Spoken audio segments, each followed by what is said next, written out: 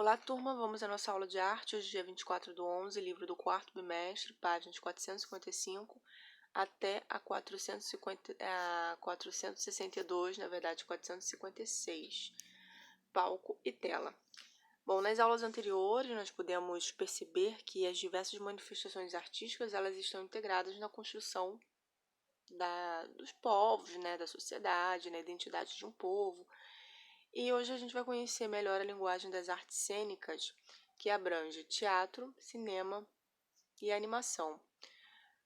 Em relação ao teatro, nós temos o sketch, que é um termo em inglês que significa baseado em esboço e rascunho, com origem no italiano e que corresponde a jogar água, molhar, atirar líquido. Esses são os significados da palavra sketch. Essa nomenclatura ela é muito utilizada para se definir a pequenas peças, cenas curtas que têm início, meio e fim de maneira rápida, por vezes até improvisadas. Então, o sketch é um dos vários formatos da dramaturgia em que as encenações utilizam de pequenas performances, e aí pode ser na televisão, no teatro, frequentemente em programas humorísticos. Um exemplo, nem sei se ainda passa na verdade, mas na Globo tinha o Zorra Total, que era um programa feito de pequenas esquetes, né? Várias cenas, pequenos episódios de diversos personagens, a gente chama de esquetes. Bom, os textos dos esquetes podem ser representativos ou expositivos. E aí, dentro desses dois tipos de texto, nós temos as características: gênero narrativo, gênero dramático e representativo e o gênero humorístico. Cada um possui suas características. Bom, os esquetes, eles não precisam de um espaço específico, do tipo, só pode acontecer dentro de um teatro, não é uma apresentação formal, né? Não faz parte de uma apresentação clássica. Ela pode acontecer nas ruas, ela pode acontecer em qualquer lugar, até porque são peças, como a gente viu no slide anterior, de curta duração, às vezes até improvisadas. Em muitos casos, a relação do som gera mais entretenimento para o universo da encenação. Outro fator que o ator deve levar em conta é a importância de sua voz, prestando atenção para que a altura seja satisfatória para o entendimento de toda a plateia. Outro exemplo aqui de esquete, que fez muito sucesso nos anos 70, é o programa de Chaves, que concentrou a grande audiência, principalmente aqui no Brasil, foi conhecido em vários lugares do mundo, produzido no México, e é um modelo também de esquete, porque são episódios curtos com uma narrativa de início, meio e fim. A gente consegue ter uma história fechada numa esquete, num modelo curto que a gente chama de esquete. Arte de representar. O teatro tem muitas formas de acontecer e uma delas é através da encenação. O ato de representar existe em 3 quesitos principais: personagem, espaço físico e público. Desde tempos antigos, o homem se descobriu contador da própria história e vai passando isso, de geração para geração. O teatro é uma forma de linguagem tão velha como o tempo de existência do homem. Dos gestos até o completo domínio da fala e dos argumentos, o homem foi testando seus formatos de representação e expressão. O que se modificou na apresentação do teatro foram suas abordagens. Hoje nós temos figurino, maquiagem, máscaras, cenário. Hoje nós temos uma série de coisas que compõem o teatro que ao longo do tempo foi se aprimorando, Bom, a origem. O sketch ele tem sua origem do gênero vaudeville, que foi muito famoso nos Estados Unidos e no Canadá, em música hall, onde o vaudeville é um tipo de espetáculo popular caracterizado por reunir uma dezena de artistas.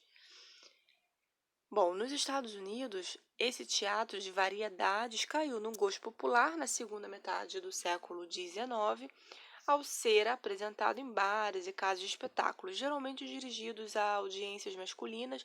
Eles exploravam temas grosseiros, e por vezes até temas não adequados para menores, né? Não era um público infantil, típico da história, né, da comédia, que surgiu justamente com essas características.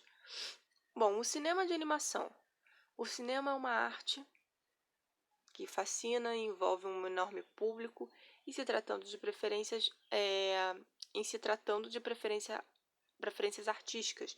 É uma arte que vem desde 1910, quando os filmes eles passaram a ser produzidos e apresentados tanto ao público adulto quanto infantil. Aí a gente já vê uma certa mudança aqui.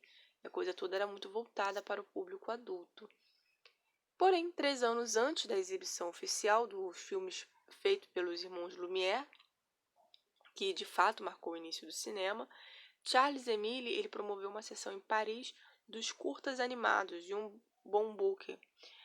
O desenho de animação tem seu destaque pela propriedade da própria palavra, que tem origem no latim e significa qualidade daquilo, pessoa, ser ou motivo animado, aquilo que se coloca ou está em movimento. De 1892 até os dias atuais, muito já se desenvolveu em relação aos recursos, né? A história de todo o cinema é marcada por inúmeras invenções, e nós continuamos nesse processo. A gente sabe que hoje a gente tem tecnologia 3D, hiperrealista, mas antes, né, é todo um processo, desde o início dos desenhos todo feito à mão, aquela essa técnica, né, de quadro a quadro, fotografado, depois passado para velocidade normal, né?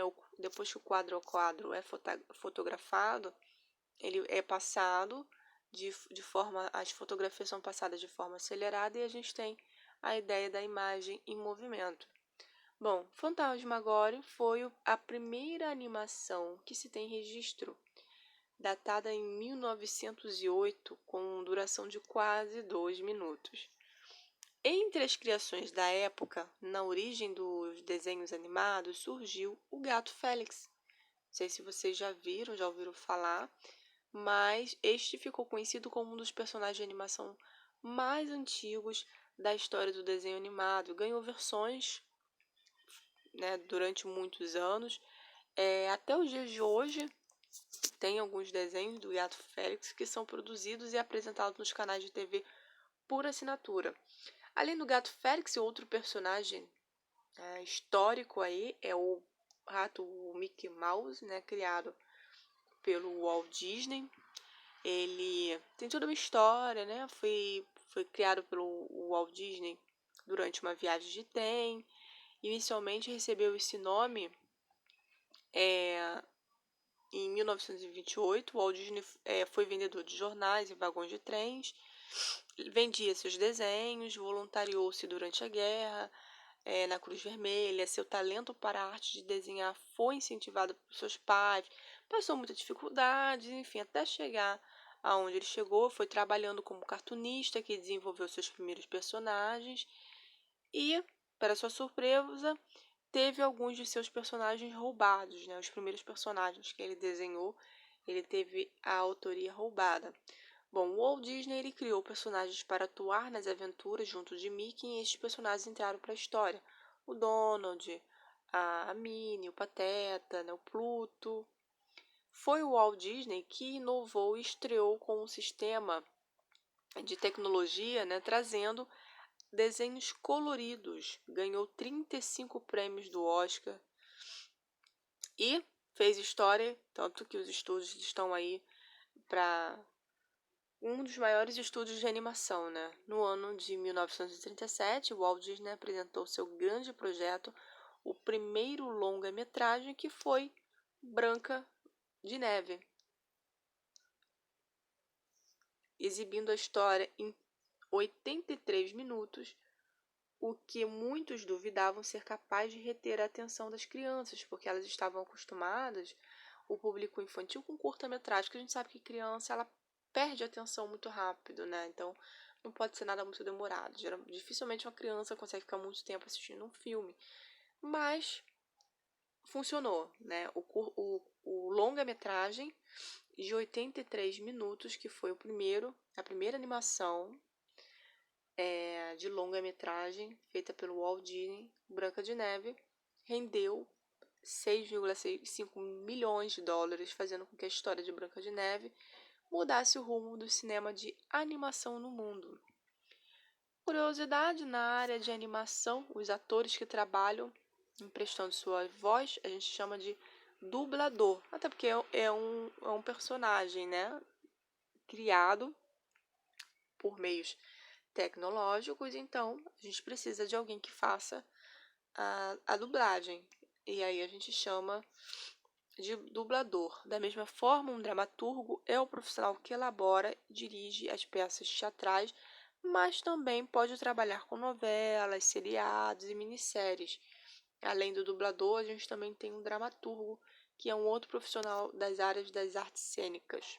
Bom, e no Brasil? No Brasil foram produzidas as primeiras manifestações do início do século XX, onde os cartunistas deram movimento aos personagens. A primeira exibição que tem registro é o Kaiser, mas infelizmente essa animação ela não foi guardada em acervo e ela se perdeu no tempo. Então a gente só tem apenas um fotograma do documento de sua criação. Hoje em dia, com diversos recursos tecnológicos, é possível veicular os vídeos de animação pela internet ou na televisão e armazená-la de diferentes formas, né? A gente tem várias formas hoje de armazenar um arquivo. As Aventuras de Virgulino essa daqui, ó, foi uma produção do cartunista Luiz Sá.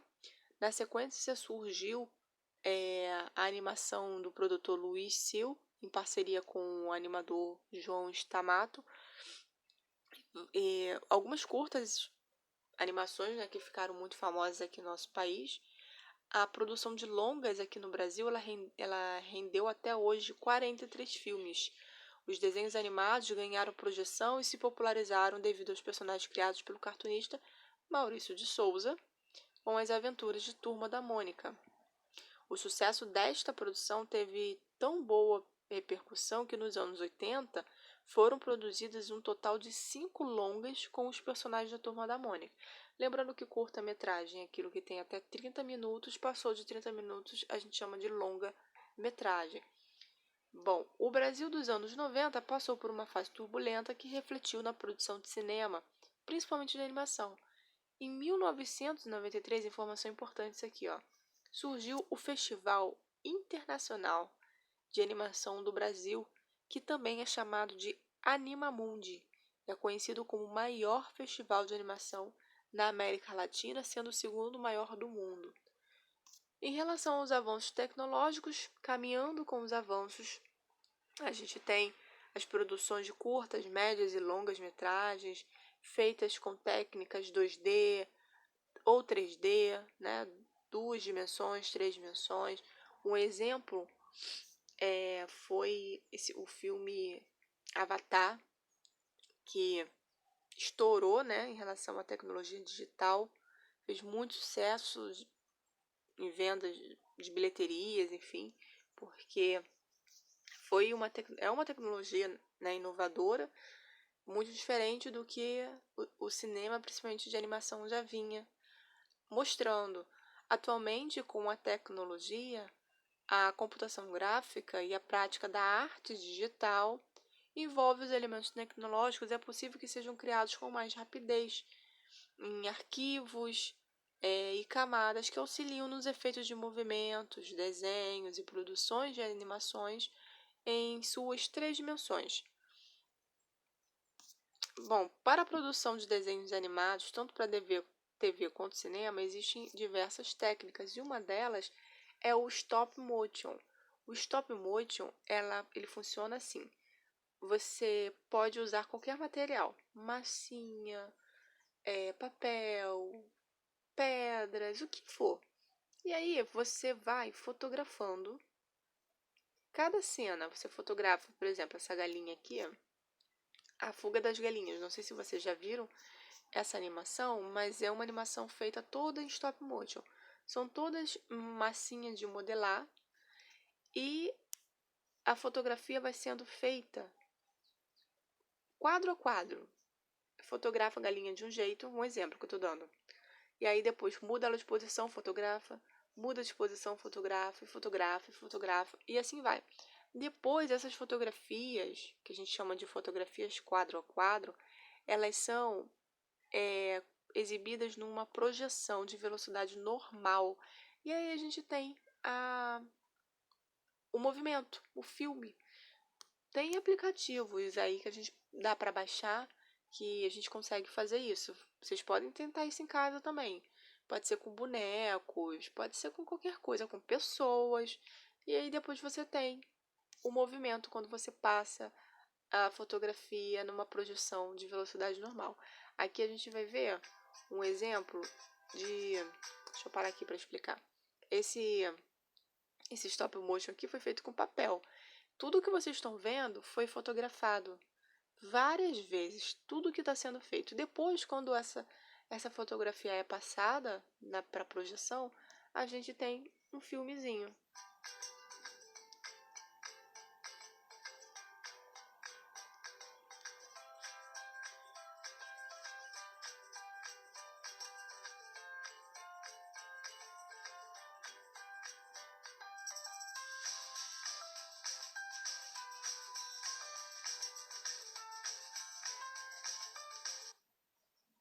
Bom, essa é a técnica do stop motion.